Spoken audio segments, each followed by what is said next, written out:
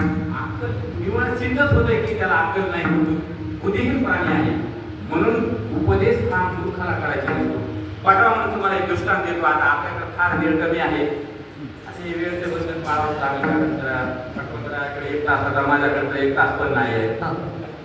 मग या ठिकाणी पटाव म्हणजे थोडासा थोडक्यात दृष्टांत देतो. आता धावपळीमध्ये करायचं म्हणल्यावर, पळत पळत करायचं म्हणल्यावर लिहिण्या गोष्टी विसरून पण जात असतात. तरी पण केवढा प्रयत्न करता येईल तसा प्रयत्न करतो या ठिकाणी. काय एका गावामध्ये नेहमी कीर्तनाला जायचो आणि त्या गावात कीर्तनाला जात असताना एक माऊली माझ्याकडे आल्या. काहून महाराज तुम्ही माझ्या घराकडे चला, माझ्या घरी येता का?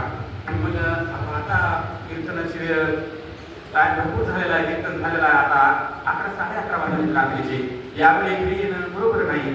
त्यामुळे नाही काम तरी करा आणि लवकर माझ्या घरी चला. म्हणलं परंतु ही वेळ नाही आता तुमच्या घराकडे येण्याची माझी, आता टाइम झालेला आहे, ह्या वेळेमध्ये पाहुण्याला घरी येणं बरोबर नाही आहे, आपण काहीतरी करा, लवकर या. मी म्हणजे एक काम करा, दुसऱ्या वेळेस मी नक्की तुमच्या गावाला कीर्तनाला आलो ना पहिल्यांदा तुमच्या घरी येऊन जातो. मग तर झालं त्यामुळे बरोबर आहे, ठीक आहे. नंतर 15 दिवसांनी त्यांच्या गावाला गेलो. त्यांच्या गावी कीर्तना करता मी ज्यावेळेस गेलो त्यावेळेस त्या मावीनं पहिलं मला टाकलं, घरी येत आहे ना? हो घरी येतो. ठीक आहे, घरी चला म्हणजे घरी गेलो. चहा झाला, पाणी झालं, चहा पाणी झालं. म्हणलं निघू आता, मग येतो. मग आता चहा पाणी झाल्याच्या नंतर काय तिथे वेळ, कीर्तनाची वेळ पण जवळ यायला लागलेली आहे, येतो म्हणलं. मग त्यामुळे मला नाही आहो तुम्हाला एक खास कामाकरता आम्ही बोलवलेलं आहे, तर तुमच्याकडून काही अपेक्षा आहे आम्हाला. म्हणलं काय अपेक्षा आहे, काम तर सांगा. अहो ते म्हणजे तुमचे हे रोज येऊन पडलेले असतात, घराला त्रास, दाराला त्रास, शेजाऱ्याला त्रास, लेकरांना त्रास, सर्वांना शिव्या करतात, शिव्या देतात. मला तुम्ही हे सगळं मला सांगताय, पण मी काय करू याच्याकरता, मी काय करू शकतो? अहो तुम्ही महाराज आहेत ना, मग तुम्ही काहीतरी समजावं म्हणले.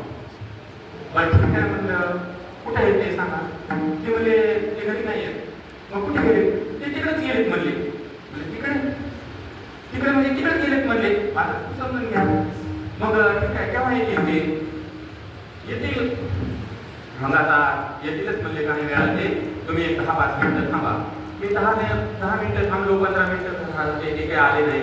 मी म्हणलं आपण कीर्तनाची वेळ जवळ यायला लागलेली आहे, आता आम्ही निघतो आता. आपण ते म्हणजे आपण 10 मिनिटं तरी थांबा. जवळपास आम्ही 10, 15, 20, 25, 40 मिनिटापर्यंत थांबलो, ते काही आले नाही.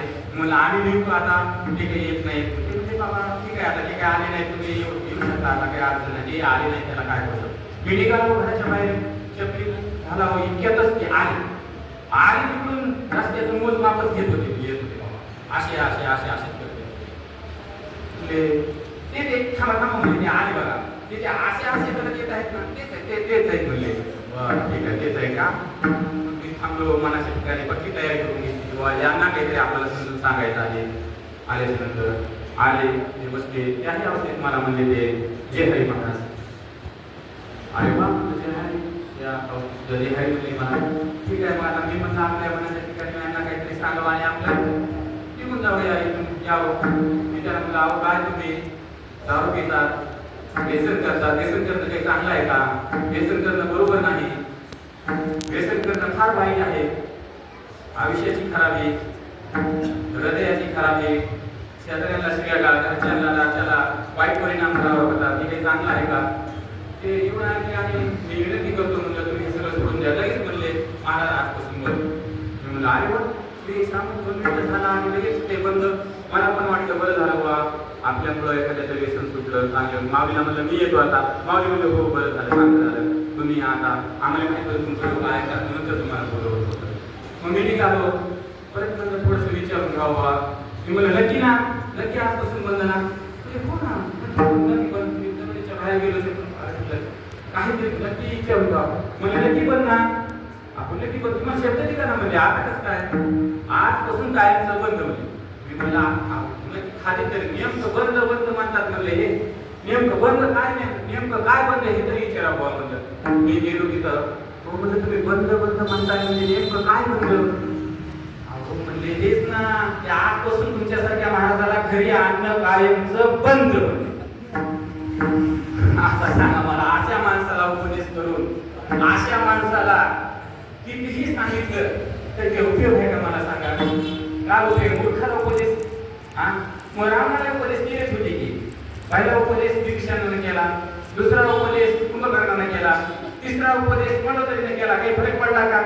काही फरक पडला नाही. म्हणून मूर्खाला उपदेश करणं हे वेड्याची संगत आहे. अभंगाचं पहिलं चरण. आता